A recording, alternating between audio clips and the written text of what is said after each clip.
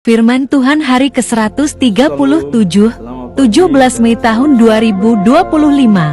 Kitab Samuel pasal 12 ayat 20-23, perikop, pesan akhir Samuel kepada Israel. Mei 2025 diambil dari kitab 1 Samuel pasal 12 ayat 20 dan 23 dengan perikop pesan perpisahan Samuel. Sebagai nats adalah sebagai berikut. Dan berkatalah Samuel kepada bangsa itu, jangan takut, memang kamu telah melakukan segala kejahatan ini. Tetapi janganlah berhenti mengikuti Tuhan, melainkan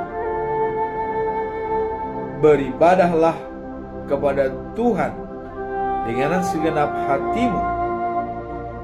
Mengenai aku, jauhlah daripadaku untuk berdosa kepada Tuhan. Dengan berhenti mendoakan kamu, aku akan mengajarkan kepadamu jalan yang baik dan lurus. Bahasa Indonesia sehari-hari dikatakan demikian.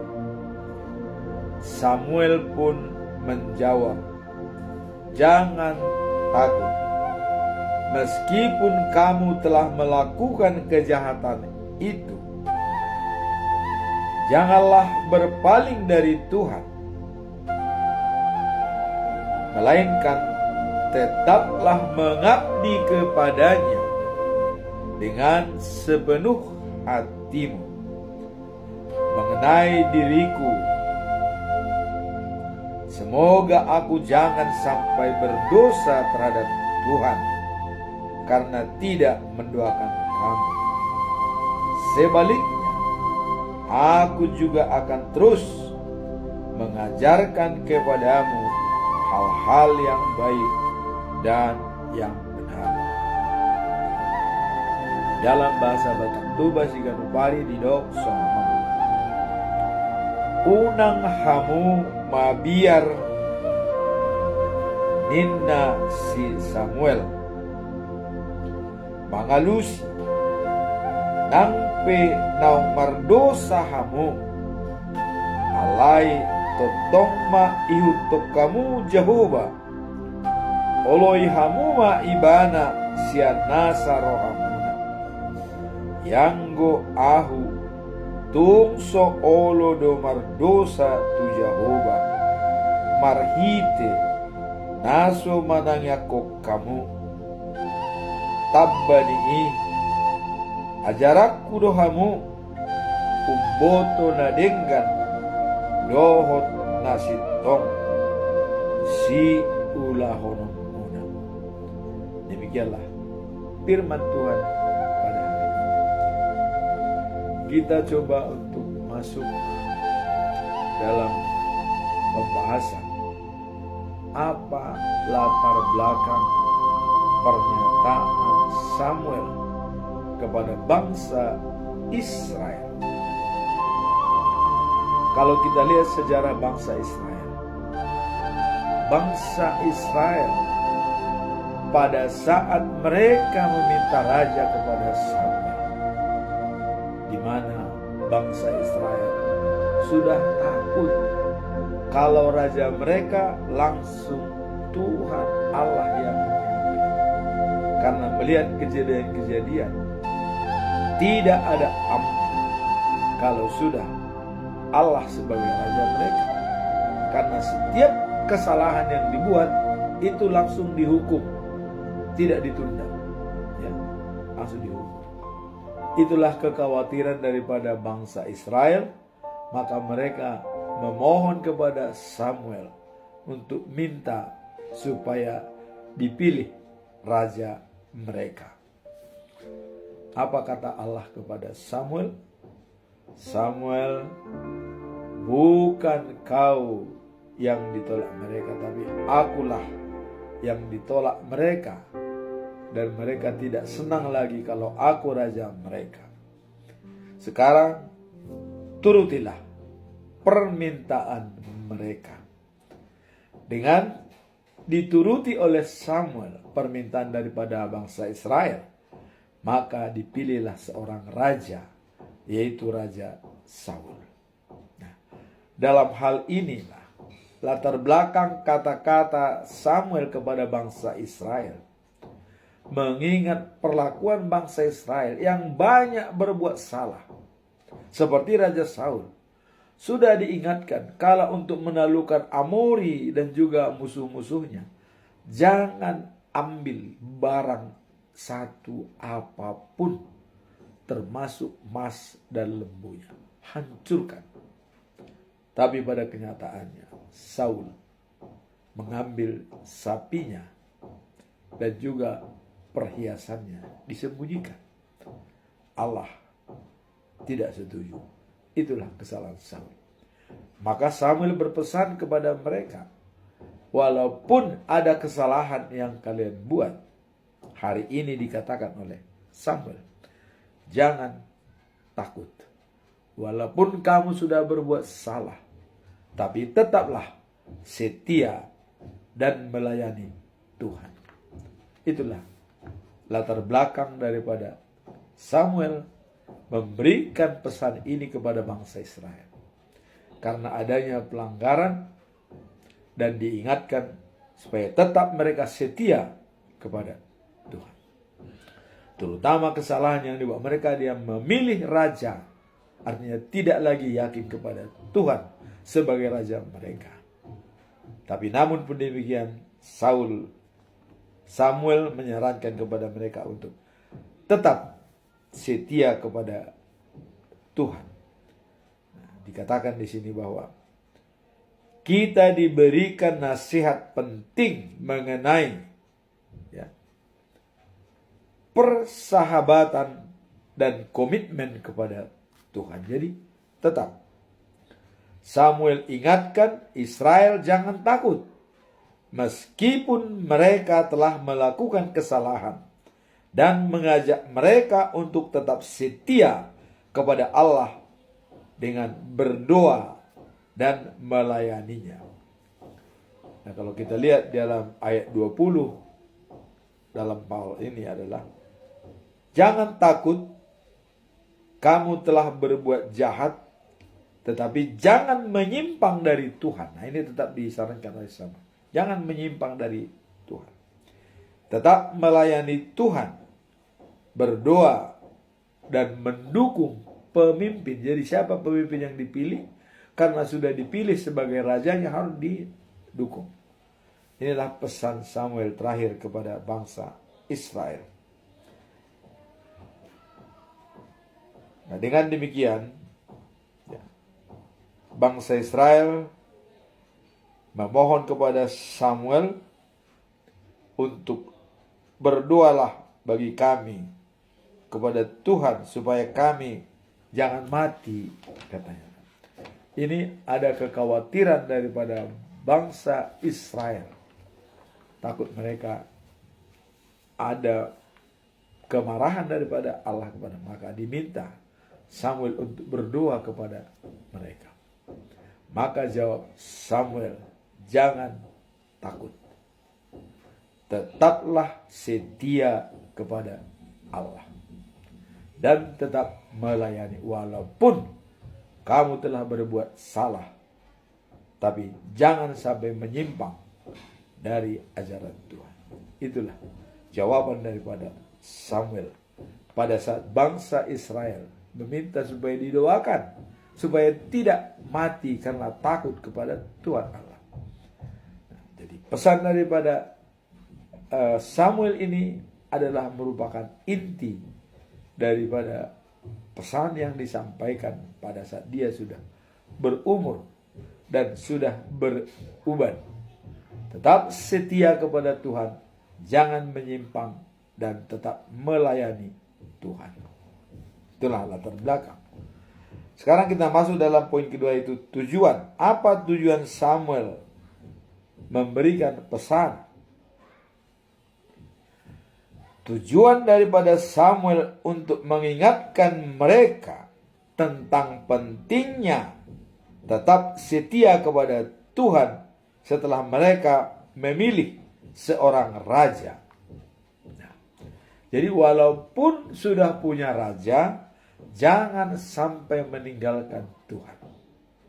Itulah pesan daripada Samuel. Artinya, Tuhan tetap menjadi fokus mereka walaupun mereka sudah punya raja. Ini yang disampaikan oleh Samuel. Tujuannya tetap mengarahkan bangsa Israel supaya tidak menyimpang dari jalur yang sudah ditentukan sebagai pengikut Tuhan, dan tetap setia untuk melayani. Nah, dalam konteks ini, ya, Samuel ingin menekankan bahwa meskipun mereka telah menolak Tuhan sebagai raja, mereka tidak boleh kehilangan iman dan komitmen kepadanya, serta menyembah atau menghindari, jadi tidak berpaling dari jalan yang benar. Ini yang ditekankan oleh Samuel kepada bangsa Israel. Walaupun sudah punya raja, mereka tetap setia kepada Tuhan. Itulah tujuan daripada Samuel untuk mengingatkan bangsa Israel supaya tidak mengingat lagi masa lalu, dan mari tetap jangan menyimpang dari Tuhan, setia melayani Tuhan. Nah, kemudian pesan utama daripada Samuel dalam hal ini adalah pentingnya kesetiaan kepada Tuhan meskipun ada kesalahan yang telah dilakukan oleh bangsa Israel. Jadi, kalaupun kita salah, tetap setia kepada Tuhan. Itulah jalan keluar yang diberikan oleh Samuel. Nah, kemudian dalam kehidupan kita sehari-hari, ya. Dan kalau kita baca dalam buku ND nomor 64 ayat 2, ya, dikatakan, "Ku takkan mampu memberikan tanggung jawabku padamu, mengingat semua pelanggaran terhadap hukum Tauratmu, tanganku melakukan dosa, jiwa hatiku tercela, dan kaki, mata, serta lidah berbuat dosa." Jadi dalam lagunya itu, nang pat nang mata nang pamangan, luhut marsalado hapi. Nah, ini benar-benar memang kalau kita mengatakan tanggung jawab kita sudah sangat berat, karena mata, kaki, lidah semua melakukan dosa. Untuk itu, maka dengan ini Samuel, ya, ingatkan pada Israel, ya. Jadi ingat bangsa Israel, mengingatkan mereka untuk kembali kepadanya dengan sepenuh hati serta berkomitmen untuk hidup dalam jalan yang benar dan melayani Tuhan.